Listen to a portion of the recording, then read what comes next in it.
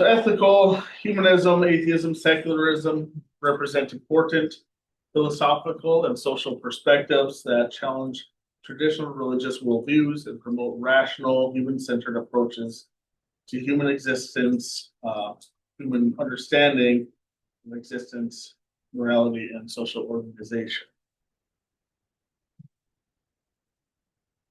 Atheism is fundamentally the lack of belief in the existence of gods or deities. This philosophical position is characterized by an epistemological stance of rejection of supernatural explanations for natural phenomena, an emphasis on empirical evidence and scientific methodology, and the prioritization of reason and critical thinking over faith-based beliefs. For historical development, its roots trace back to ancient philosophy traditions in Greece, China, and India. Ancient Greek philosophers were among the first to articulate skeptical views about traditional religious beliefs.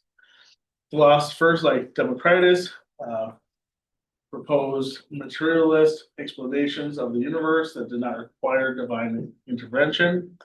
And Epicurus developed a philosophical framework that challenged divine providence, arguing that if gods do exist, they would not concern themselves with human affairs. Also, Enlightenment philosophers like David Hume and Denis Diderot significantly advanced atheist thought further into a more thorough explanation. And modern atheism emerged more prominently during the scientific revolution in Age of Reason.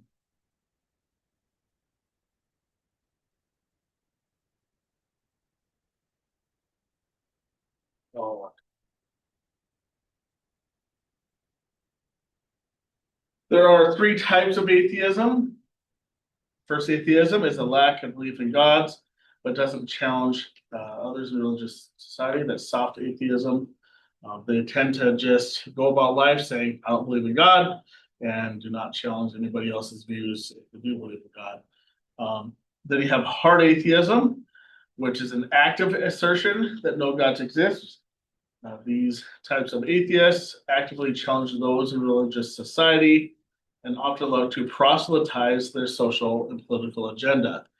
This is why atheism could be seen as a religion, as some atheists do try to change others people's minds, which would then be a religious activity.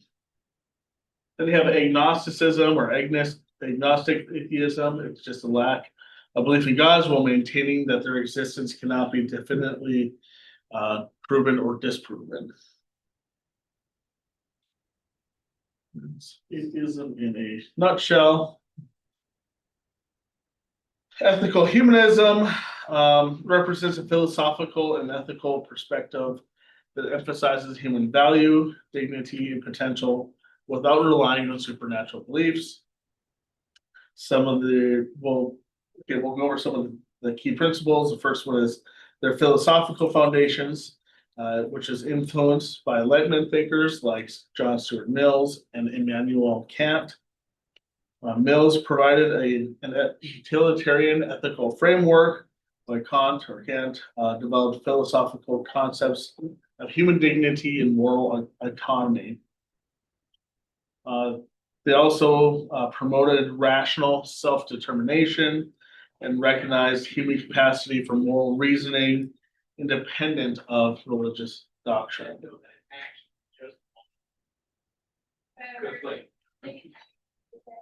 Saturday.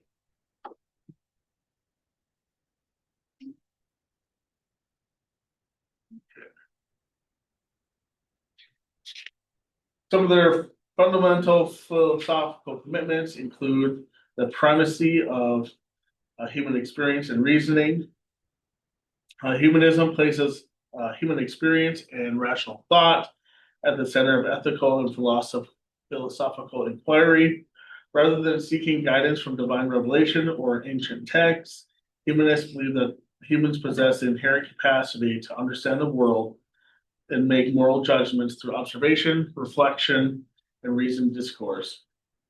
This commitment means that ethical principles emerge from human needs, relationships, and the consequences of our actions in the real world. Human experience, including our capacity for empathy, our understanding of suffering and flourishing, and our ability to learn from history, becomes the foundation for developing moral frameworks.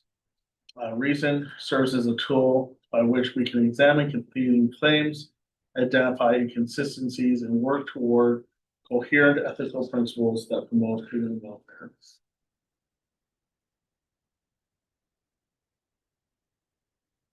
They also reject supernatural explanations. Humanist ethics operates without reference to gods, spirits, or transcendent forces.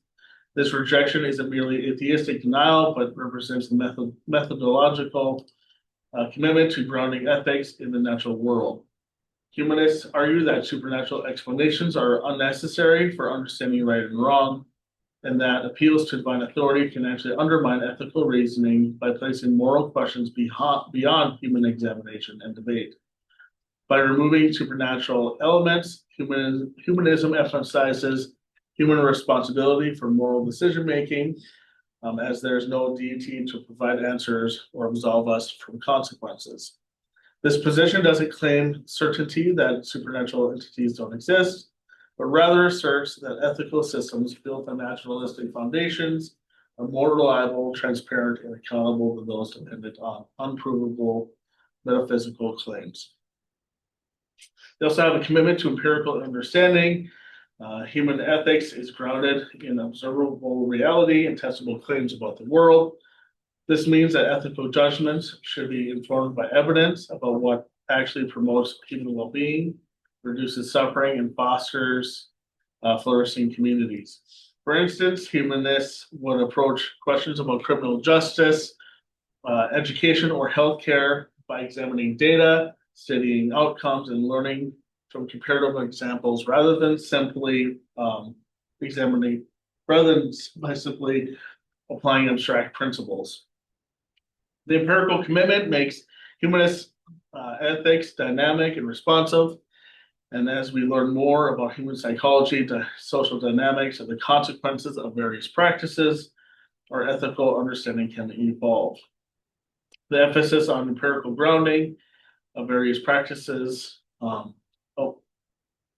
The emphasis on empirical grounding also creates common ground for moral dialogue across different worldviews, since people of varying backgrounds can examine shared evidence and reason together about its implications.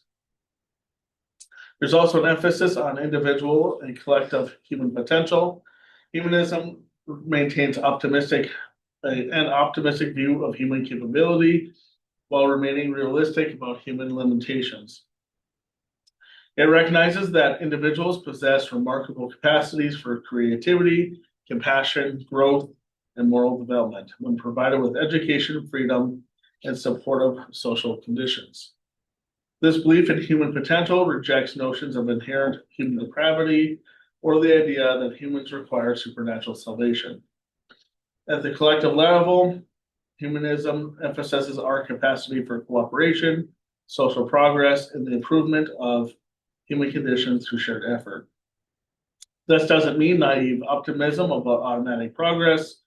Humanists acknowledge humanity's capacity for cruelty and self-destruction,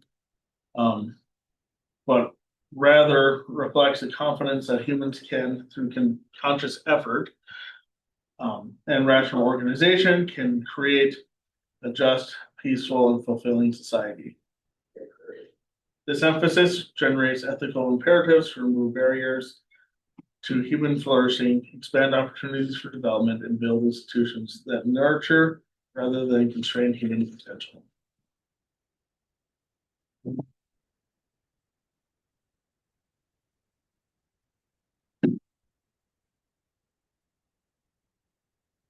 Regarding their epistemological foundations, they believe that knowledge is derived from observable evidence. Human epistemology asserts that reliable knowledge comes from what we observe, measure, and verify in the natural world. This foundational principle means that claims about reality, including moral claims about what helps or harms humans should be grounded in evidence accessible to human investigation. Observable evidence includes not just what we can see directly, but anything that leaves detectable traces, the effects of social policies, patterns in human behavior, the outcomes of different educational approaches, and so forth. This approach distinguishes knowledge from belief, speculation, or tradition by insisting on a demonstrable connection to reality. For ethics, this means that moral principles should be evaluated based on their observable consequences for human well-being rather than their conformity to authority or tradition. It creates an epistemological democracy where claims can be evaluated by anyone with access to the relevant evidence rather than requiring special revelation or privileged insight. Some of that there, especially the moral principles should be evaluated based on their observable consequences for human well-being, actually reminds me of the class debate we had on right and wrong, and some of the conclusions that was made that as long as it wasn't harming others, then it must be okay to do. That would be a very humanistic approach. Another foundation is scientific methodology as a primary epistemic tool. Humanism embraces scientific method, systematic observation, hypothesis formation, testing, and revision as the most reliable means of understanding reality. This doesn't mean reducing all knowledge to laboratory science, but rather applying scientific principles of careful observation, logical reasoning, empirical verification across all domains of inquiry, including ethics. The scientific approach offers several advantages for moral reasoning. It provides mechanisms for correcting errors. It requires transparency about methods and evidence, and it encourages skepticism toward unfounded claims. It also produces knowledge that tends to converge across different investigators. When applied to ethical questions, scientific methodology helps us understand what actually promotes human flourishing rather than what we assume or wish to be true. For example, empirical research can inform debates about child development, conflict resolution, or the effects of inequality in ways that pure philosophical reasoning cannot. Another foundation is the continuous openness to revising understanding. A defining feature of humanist epistemology is intellectual humility and the provisional nature of knowledge claims.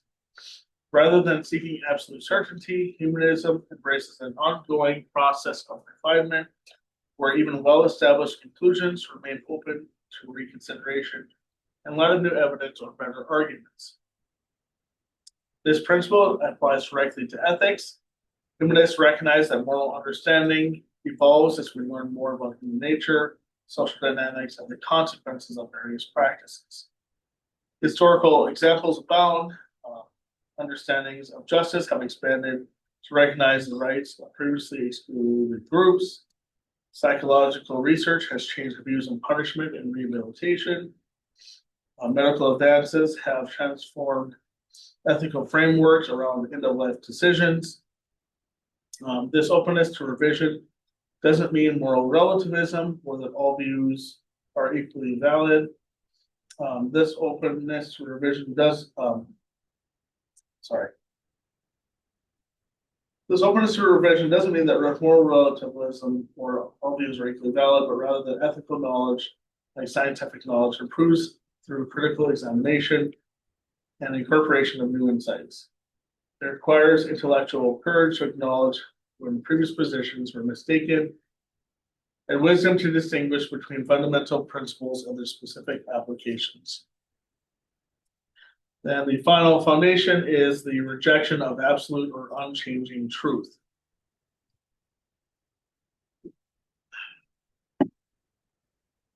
Humanism challenges the notion that moral truths are eternal, universal, and discovered rather than developed. While humanists may believe in some ethical principles that have very broad application, such as the importance of reducing suffering.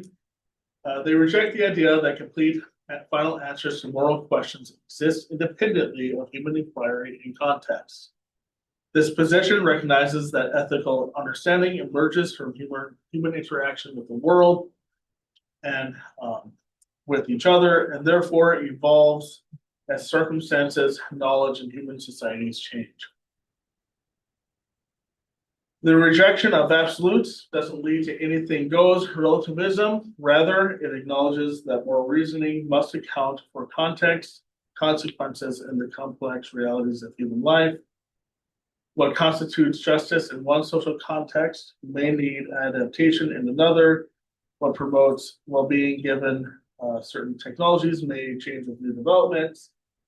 This perspective makes humanist ethics more flexible and responsive than systems built on supposedly timeless commandments, while still maintaining rigorous standards of evidence and reasoning and ethical discourse. We have our practical manifestations of humanism, starting with individual ethical practice. You have continuous personal growth. Humanism emphasizes the ongoing development of human potential throughout one's lifetime. This involves cultivating intellectual curiosity, emotional intelligence, and moral reasoning. Rather than accepting a fixed state of being, humanists embrace lifelong learning as both a privilege and responsibility. Personal growth encompasses developing new skills, broadening perspectives through life, through diverse experiences, and remaining open to transformation. This commitment reflects the humanist belief that human beings are not static entities, but dynamic individuals of continuous improvement and self-actualization. They also encourage critical self-reflection. At the heart of humanist practice lies the examined life. Critical self-reflection requires honestly assessing one's beliefs, biases, and behaviors without appealing to external authorities for validation. Humanists regularly question their assumptions, acknowledge mistakes, and adjust their thinking based on evidence and reason. The practice involves examining the origins of one's convictions, recognizing cognitive biases, and remaining intellectually humble. Self-reflection isn't merely introspection, but an active process of aligning one's actions with reasoned ethical principles and being accountable for the impact one has on others.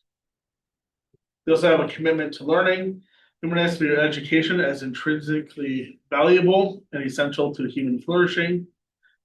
This commitment extends beyond formal schooling to encompass curiosity about the natural world, human culture, history, and the arts. Learning for humanists is not dogmatic, but exploratory. It involves questioning, testing hypotheses, revising understanding based on evidence. This dedication to knowledge respects scientific inquiry, values critical thinking, and appreciates the humanities as an essential to understanding the human condition. Humanists recognize that informed citizens are better equipped to make ethical decisions and contribute meaningfully to society. They also believe in active civic engagement. Since humanists believe ethical responsibility extends beyond personal conduct to collective well-being, active participation in civic life becomes essential. This involves voting, engaging in community organizations, advocating for just policies, and holding institutions accountable. Civic engagement reflects the humanist conviction that positive social change requires human effort rather than divine intervention. Humanists understand that democracy and human rights must be actively defended and improved through participation, dialogue, and sometimes constructive dissent.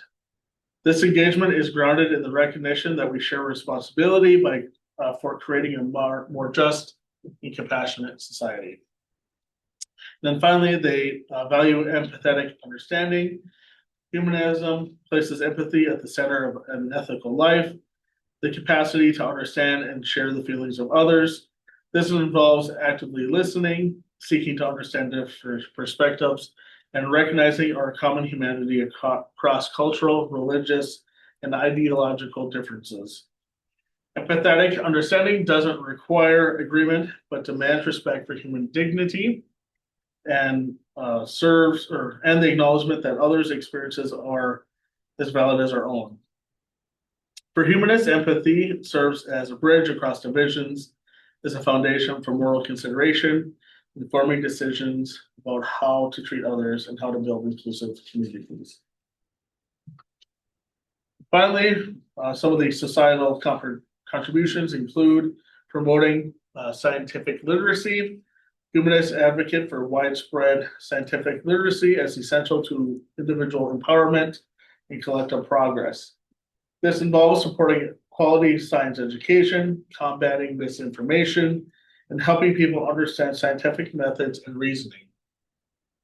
Scientific literacy enables citizens to make informed decisions about health, environment, technology, and public policy. Humanists work to make scientific knowledge accessible rather than elitist, recognizing that understanding how we acquire reliable knowledge about the world is crucial for navigating modern challenges from climate to medical treatment. They also support democratic institutions.